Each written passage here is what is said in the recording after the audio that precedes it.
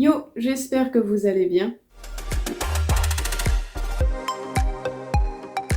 Pour ceux qui ne savent pas ou qui n'ont pas vu ma dernière vidéo, avec mon fiancé, on est parti 2 semaines au Sri Lanka en février de cette année. Nous sommes partis avec 2 sacs à dos. Et donc du coup, j'avais fait une vidéo avant celle-ci où j'avais fait sous forme de vlog pour résumer ce séjour. J'ai eu une idée après, par la suite, c'est de faire une vidéo concernant qu'est-ce qu'il y avait dans nos sacs à dos, parce que ça a surpris pas mal de personnes quand ils nous ont vus partir avec juste des sacs à dos qui pesaient que 4 kilos et quelques chacun. Et j'ai eu pas mal de personnes de mon entourage qui m'ont dit mais il n'y a rien dans vos sacs à dos, ou alors vous vous êtes pas lavé du coup. Donc si. On s'est lavé, on a nettoyé nos vêtements et oui, en fait, c'était plutôt agréable. C'était génial de partir comme ça, juste avec un sac à dos dans un pays comme ça.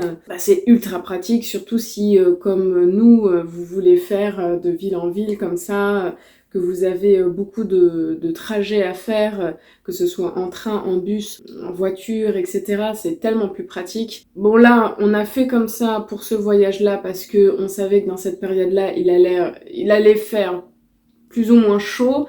Donc du coup, on savait que pour faire sécher nos vêtements, bon, ça allait être quand même assez rapide. Et c'était une super bonne expérience. Et les locaux, les Sri Lankais, ils étaient mais surpris en nous disant mais vous avez que ça? Il y en a, ils pensaient qu'on avait de la famille sur place alors que pas du tout. Et donc même à l'aéroport, au moment de l'enregistrement, ils étaient là genre vos valises, puis en fait ils ont vu que notre sac à dos, ils étaient ah bon? On n'a pas l'habitude de ça. Il faut savoir que pour préparer un minimum ce voyage, je me suis beaucoup aidée de 2 blogs. Donc c'est Passeport en cavale et Tong et Sri Lanka.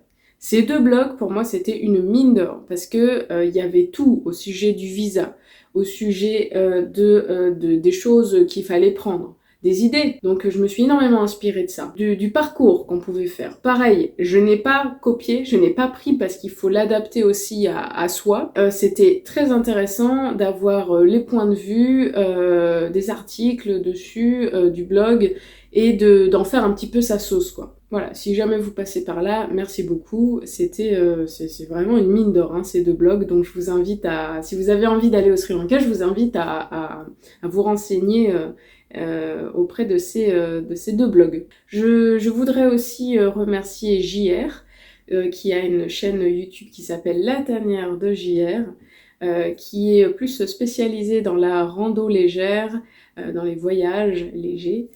Et du coup, je lui avais écrit en lui disant, voilà, on souhaite partir au Sri Lanka pendant tant de jours, on voulait partir en sac à dos de tant de litres, qu'est-ce que tu en penses? Et en fait, nous, il nous a dit, mais pourquoi vous partez pas juste avec un 5, 2, je crois que c'était 20 litres, je crois que c'était 20 litres le truc. J'ai consulté mon fiancé et en fait, on s'est dit, bah go, on y va. Donc, ce sac à dos, c'est celui-ci. Donc on l'a acheté sur Amazon. À la base, il coûtait dans les 80 à 90 euros, un truc comme ça. Et en fait, il y avait une grosse promo dessus et on l'a eu à 50 euros. Franchement, un coup de cœur sur ce sac à dos. Pas au début. Je me suis dit, j'attends de voir. Mais au retour, franchement, mais on a adoré. On n'arrêtait pas de se dire, ah, c'est quand même bien ce sac, c'est génial ce sac. Donc merci beaucoup, JR, si tu passes par là. On a acheté ça, bon, c'est pour écrire nos informations, hein, pour l'aéroport. C'était le moins cher, donc on a pris le moins cher. Hein. On n'a pas pris le plus esthétique. Donc vous avez une poche là, qui est assez courte, hein, j'arrive ici. Donc il y a un zip. Et il y a un autre zip, une grande ouverture. Et vous avez une poche longue, comme ça, là, en arrière, une autre poche qui est un peu avancée, qui est assez long. Vous avez des mini poches ici. Là, vous pouvez mettre des stylos. Et puis ici, vous avez des espèces de poches à filet qui s'arrêtent à peu près au milieu du sac. Puis après, il y a juste un espace là pour mettre la plupart de vos affaires. Donc JR nous disait que là, il pouvait mettre son ordinateur portable, etc. Donc nous, on n'a pas emmené d'ordinateur portable. Donc on a mis autre chose. Il se zippe pas facilement. En fait, il se zippe très très bien, mais il faut vraiment, voilà, donner une espèce de force, entre guillemets. Ce qui m'a énormément rassurée, c'est ça en fait. C'est que le zip est pas facile. Donc si jamais il y avait quelqu'un mal intentionné qui voulait dézipper notre sac à dos, etc., on le sent. En plus de ça, il y a un espèce de ourlet, je sais pas comment on appelle ça, là, qui se positionne au-dessus du zip. Et du coup, qui cache tout le zip. Il y a ça qui dépasse, mais on le cachait en dessous comme ça. Et en fait, encore une fois, s'il y a quelqu'un qui était mal intentionné et qui voulait vraiment dézipper notre truc, il fallait vraiment, hop, soulever le truc qui est quand même assez rigide et voilà, tirer le zip et là, on le sent quoi. Hein. On se retourne, 2-3 kicks et c'est terminé. C'est assez molletonné, c'est agréable. Ici, pareil, vous pouvez l'attacher comme ça, voilà, et vous pouvez aussi l'attacher au niveau des hanches. J'avais un petit peu d'appréhension pour ce sac à dos, au niveau aussi des sangles et tout. Faire le voyage en sac à dos parce que, pour ceux qui le savent ou pas, j'ai le syndrome des filets thoraciques. J'ai fait des vidéos là-dessus. Et donc, on m'a opéré à droite, mais qui dit opéré dit, du coup, ça s'est pas mal fragilisé, etc. Donc la cicatrice est toujours, même après 2-3 ans, est toujours assez sensible. Voilà, faut juste s'adapter. Et à gauche, c'est toujours le cas. J'avais un peu d'appréhension pour faire le voyage en sac à dos et au final, ça s'est très très bien passé. Maintenant, ce qu'il y a à l'intérieur. Donc j'ai fait ma petite liste. On a pris ça en cabine. Donc en cabine, on a des produits où on n'a pas le droit de prendre et surtout au niveau de la quantité, il faut faire attention, on n'a pas le droit de dépasser 100 ml, un truc comme ça. Crème solaire, on a pris en petite quantité. On a pris du savon solide. Savon solide, je crois que c'était du savon de Marseille, un truc comme ça. Ce qui fait qu'on pouvait se nettoyer le corps, nos cheveux, nos vêtements. Ultra pratique. La brosse à dents, le dentifrice, pareil, une petite taille. Pareil, maquillage, moi j'ai pas pris ça, hein, je voulais pas faire un défilé de mode. J'ai juste pris un labello hein, pour hydrater mes lèvres, juste histoire d'avoir, j'aime bien avoir un petit truc là sur mes lèvres, comme ça. Et un petit col noir. Trousse de secours. Les ordonnances, parce que moi j'avais une ordonnance pour ma ventoline, donc une ordonnance qui était en anglais. Mon fiancé avait une ordonnance pour ses antihistaminiques, donc pareil, c'était en anglais. Le visa. Le carnet de notes. Avant de faire ce voyage, je me suis fait un carnet. J'ai trouvé ça plus simple de prendre un truc comme ça, c'est beaucoup plus plat, plutôt que le guide du routard que je m'étais acheté aussi. Mais le guide du routard, il est comme ça. Hein. Donc du coup, je trouvais ça plus pratique. J'ai pu faire mon organisation voyage au Sri Lanka. Et donc, à l'intérieur, j'ai écrit toutes les informations, l'avion, les escales, pour les pourboires, combien il faut donner, les applications qui existent, les idées de séjour, combien de temps à Kandy, combien de temps à Nuwara Eliya, voilà, les hébergements, on a utilisé booking.com. Au niveau de l'argent, la Revolut, la carte SIM si besoin. Nous, on n'avait pas besoin de carte SIM parce que nous, on est chez Free et en fait, avec la carte Free, on n'avait pas besoin de changer de carte SIM. Ça comprenait aussi le pays Sri Lanka, donc franchement, trop bien. Les vaccins s'il en faut, les numéros importants, plein de trucs comme ça. J'avais aussi un petit carnet pour, comment on appelle ça, un journal de bord. Voilà, un journal de bord avec des pans, of course. Mon oiseau favori. Donc ça m'a porté chance. C'est une amie qui m'a offert ça. Le chargeur du portable, ne pas oublier l'adaptateur qui était spécialisé pour l'Inde et le Sri Lanka. Donc faire attention à bien acheter ça.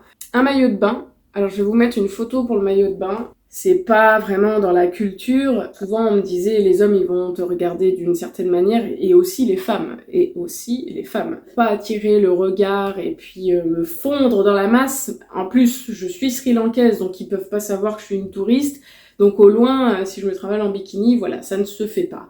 Donc du coup j'ai préféré respecter ça. J'ai pris un maillot de bain chez Decathlon où c'était une espèce de veste que je mettais et en bas j'avais un espèce de boxer. Pour cacher d'ailleurs mes tatouages. Et en plus de ça, vos tatouages sont liés à tout ce qui est Bouddha, etc.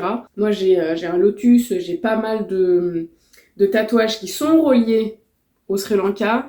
Donc pour pas prendre de risque d'être expulsée, j'ai préféré cacher tout le long de mon voyage mes tatouages. J'ai pris des tongs, des baskets, on avait la carte Revolut, mais pour nous remettre des sous si jamais on n'avait pas assez dans la carte Revolut. Mais on a quand même pris la carte clé. Si vous faites un virement, on voulait pas être bloqué, faites ce code-là pour valider votre virement. On voulait pas être bloqué, donc on l'a quand même pris avec nous. Donc la carte Revolut, le titre de séjour pour mon part parce que je suis britannique et le passeport, of course, hein. Si vous partez en voyage, prenez le passeport. 1 ou 2 masques. Vu la pollution qu'il y a là-bas à Kandy, j'ai perdu ma voix pendant 4 jours. Hein. La gorge, elle était plus là. Du coup, j'aurais dû porter un masque à ce moment-là. Les locaux, ceux qui étaient en tuk-tuk, portaient pour la plupart des masques. Et je comprends pourquoi. Du scotch. Si jamais il y a une moustiquaire, il y a un trou, hop, vous pouvez rafistoler ça rapidement. Une cordelette, on ne sait jamais, toujours avoir une cordelette sur soi pour étendre votre linge. Des lunettes de soleil, mais au final, moi, je m'en suis pas servi. Pareil, j'avais emmené une casquette, mais je m'en suis pas servi. Par contre, mon fiancé, oui, lui, la casquette et les lunettes de soleil, ça, il n'y a pas échappé. Pareil, hein, on voulait pas faire un défilé de mode, donc on est parti à Decathlon, on a pris 4 t-shirts assez, pour moi, qui recouvraient les épaules. Pareil, pour respecter la culture de là-bas, j'avais toujours des choses qui recouvraient mes jambes. 2 paires de chaussettes au cas où, même si je savais que la plupart du temps j'allais passer mon temps en tongs. Un espèce de jogging très moulant, mais ça c'était pour aller dormir. Sinon j'avais pris un pantalon assez bouffant. J'avais un truc manche longue en noir. Ça c'était si jamais il faisait un peu plus frais ou s'il pleuvait, etc. C'est toujours avoir le petit kawaii, pareil Decathlon, hein, le truc hyper compact. Voilà, les sous-vêtements. J'avais pris un grand une espèce de paréo pour recouvrir mes jambes si jamais on allait à un temple ou voilà.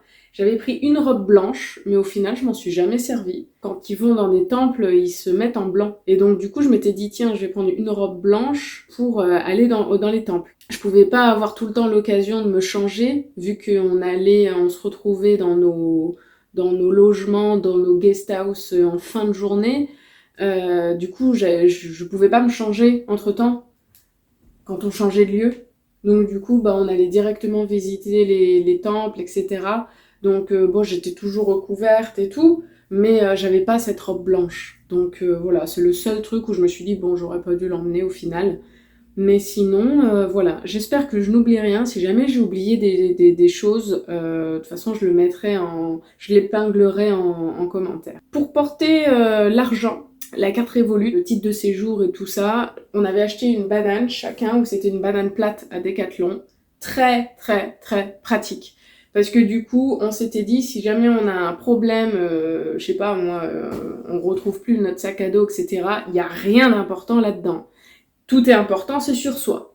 Donc du coup, on avait pris cette banane plate, et ce qui fait que on mettait notre t-shirt par-dessus. Donc on ne voyait pas notre banane. Faut pas penser comme ça quand on voyage, mais on ne sait jamais.